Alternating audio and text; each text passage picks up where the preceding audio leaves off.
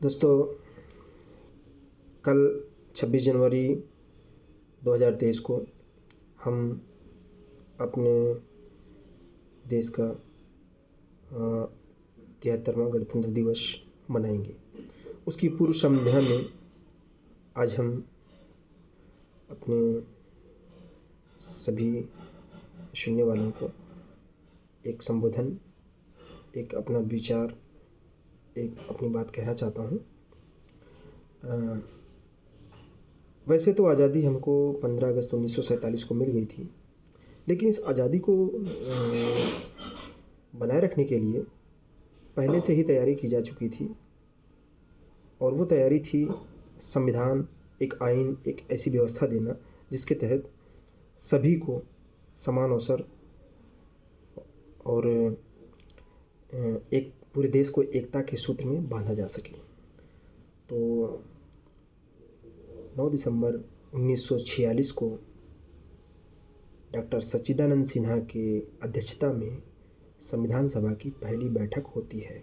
उस संविधान सभा में लगभग 299 सदस्य पूरे देश से निर्वाचित होकर आते हैं। उस सभा में एक से एक बुद्धिजीवी, काबिल और कर्मठ लोग थे। ये नहीं कहा जा सकता, हर व्यक्ति अपने अपने विषय का, अपने अपने क्षेत्र का माहिर था। तो दोस्तों, ये संविधान सभा 2 वर्ष 11 माह और 18 दिन बड़ी मशक्क़त के बाद, बड़ी मेहनत के बाद, बड़ी जद्दोजहद के बाद, ऐसा नहीं कि सब कुछ बड़ी आसानी से हो गया। संविधान सभा की कार्रवाइयों में विभिन्न प्रकार की समितियां गठित की गईं, जैसे प्रारूप समिति यानी ड्राफ्टिंग कमेटी थी, झंडा समिति थी, हैं, और भी समितियां होंगी जिसके बारे में हम लोग नहीं अभी चर्चा करना उचित नहीं है, आगे बात करेंगे। तो इस पूरी बैठक में और पूरी संविधान सभा में जो भी आर्टिकल तैयार होता था, जो भी आर्टिकल लिखा जाता था, लिखने से पहले, उसको पूर्ण रूप से मान्यता देने से पहले, एक आर्टिकल का रूप देने से पहले उस पर जद्दोजहद होती थी, बहस होती थी। एकमत होना ना होना ये बात की बात थी, लेकिन पहले पक्ष और विपक्ष में चर्चा होती थी कि कैसे ये अगर ऐसा करना है तो कैसे, यही क्यों करना है। तो आज जब हम अगर भारत के संविधान को देखते हैं तो सबसे पहले हमारा प्रस्तावना का विषय आता है। अगर हम प्रस्तावना को पढ़ लेते हैं और समझ लेते हैं तो हमें पूरे संविधान को एक नज़र, सरसरी नज़र में देखने को मिल जाता है। प्रस्तावना में ही कहा जाता है कि हम भारत के लोग भारत को संपूर्ण प्रभुत्व संपन्न समाजवादी पंथ निरपेक्ष गणराज्य, एक लोकतंत्रात्मक गणराज्य बनाने की संकल्पना। ये बहुत बड़ी बात है, क्योंकि हमारे पूरे देश में विभिन्न कल्चर के लोग, विभिन्न समुदायों में बटे हुए, विभिन्न परंपराओं को जीते हैं और विविधताओं को जीते हैं। हमारा देश विविधताओं वाला देश है। जम्मू से लेकर कन्याकुमारी तक और द्वारिका से लेकर पुरी तक विषमताएं हैं। कहीं पहाड़ हैं, कहीं नदियां हैं, तो कहीं समुद्र तटीय मैदान है, तो कहीं पठार है। तो ऐसे उनके रहन सहन में भी, खान पान में भी बहुत सारे अंतर हैं। और प्राचीन काल से ही भारत में विभिन्न प्रकार के विदेशी लोग आते रहे और विभिन्न समुदायों के लोग आते रहे और यहाँ रहते रहे। तो ये भूभाग एक सामूहिक कल्चर का हो गया है, और इस सामूहिक कल्चर का जो दर्शन होता है वो संविधान सभा में 299 सदस्यों के रूप में होता है। और उस 299 सदस्यों की सभा ने जिस आइन को मुकम्मल रूप दिया वो बेहतरीन है। वास्तव में दोस्तों बेहतरीन है।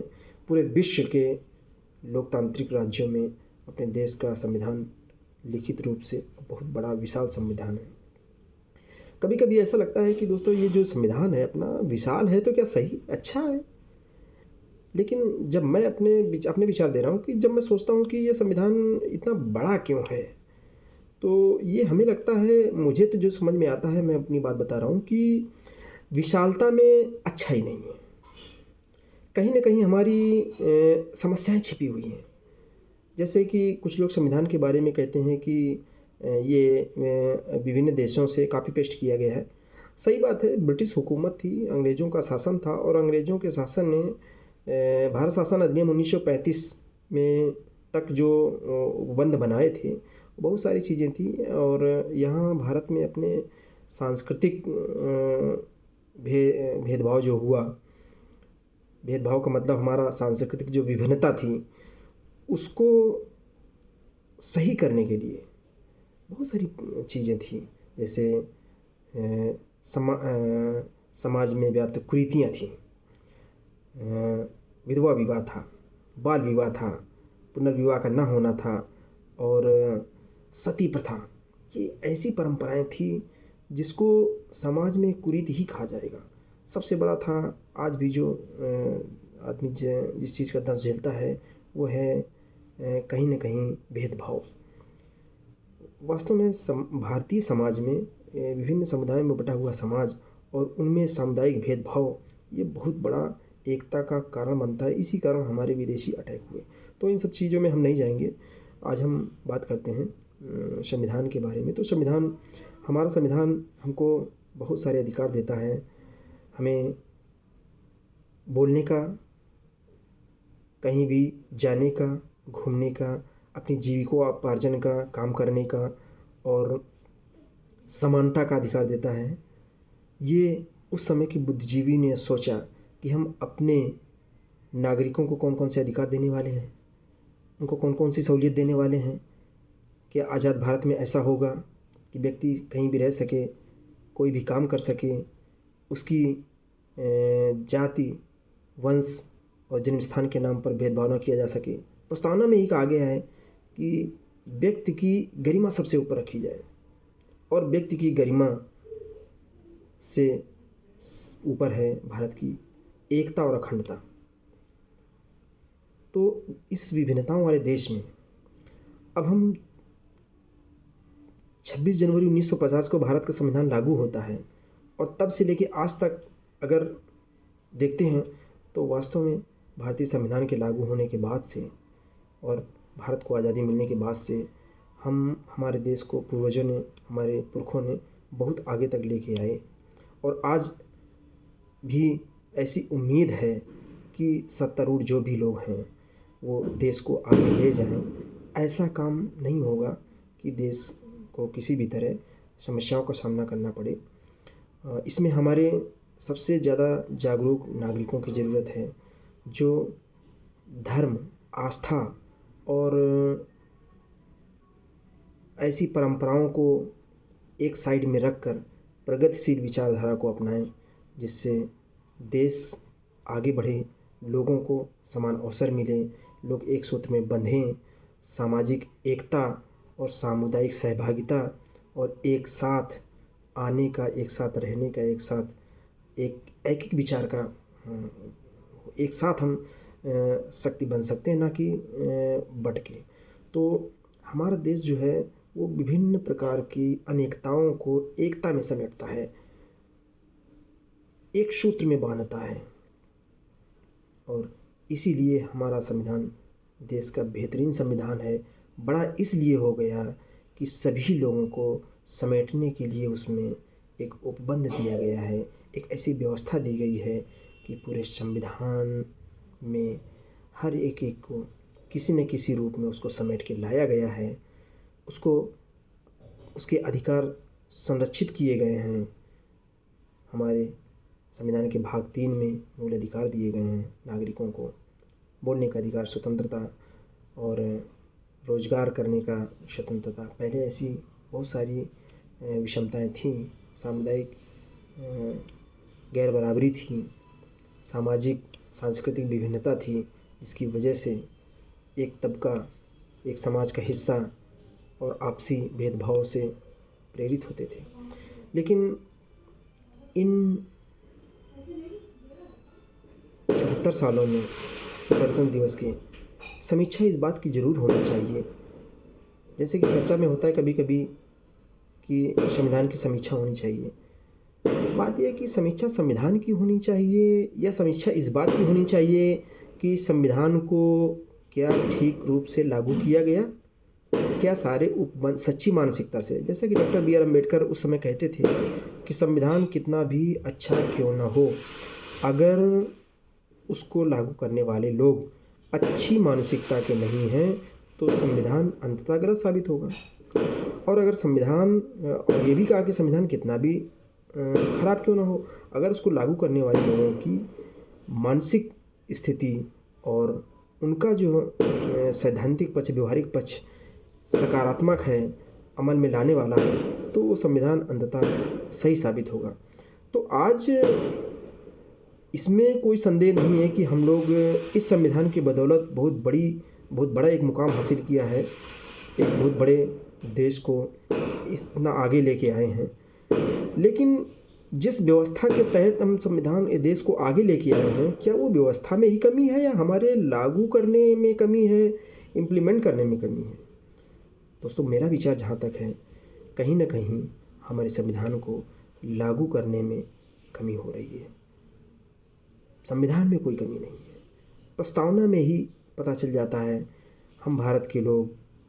तो इसका मतलब यह है कि जो करना है, हम चाहे नागरिक बन के या राजनेता बन के या एक कार्मिक बन के, कुछ भी जो भी हैं, हम जहाँ भी हैं, हम अपने देश को एक ऐसा संदेश दें कि जिससे हमारे देश का नागरिक एक अच्छा नागरिक बन सके, एक अच्छा समाज निर्माण हो सके, एक ऐसा समाज जो एक दूसरे का सहयोग करे, साथ में रहे।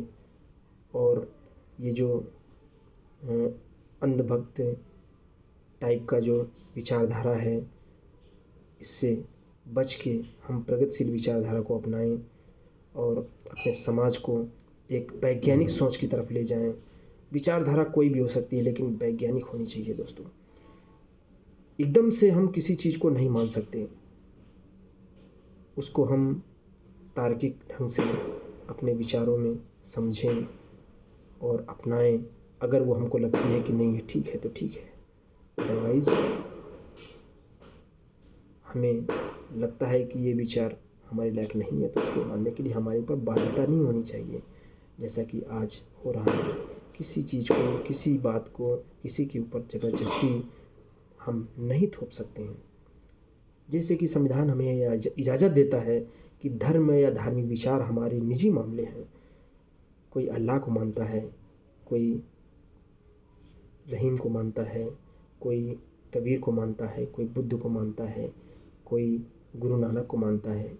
ये सबका अपना अपना विचार है और उसके विचार उसके हैं। हम ज़बरदस्ती किसी को नहीं कह सकते कि तुमको यही मानना है। ठीक उसी प्रकार हमारा जो राज्य है, हमारा जो देश है, वो धर्मनिरपेक्ष है। राज्य का कोई धर्म नहीं है। अब राज्य का कोई धर्म नहीं का मतलब ये है कि राज्य किसी भी रूप में किसी व्यक्ति या नागरिक के ऊपर, किसी समुदाय के ऊपर कोई धर्म आरोपित नहीं करेगा। ये उस समुदाय पर डिपेंड करता है कि वो किस धर्म, किस आस्था और किस चीज़ को मानता है। ये उसका विश्वास है। तो दोस्तों, ये संविधान बहुत बड़े अधिकार देता है और इस संविधान को इसी तरह पूर्ण रूप में वास्तव में लागू करना बहुत बड़ी आवश्यकता है।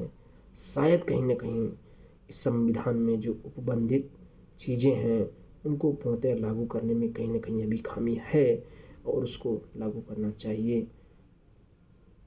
दोस्तों, धन्यवाद। इसी बात लीजिए समाप्त करता हूँ।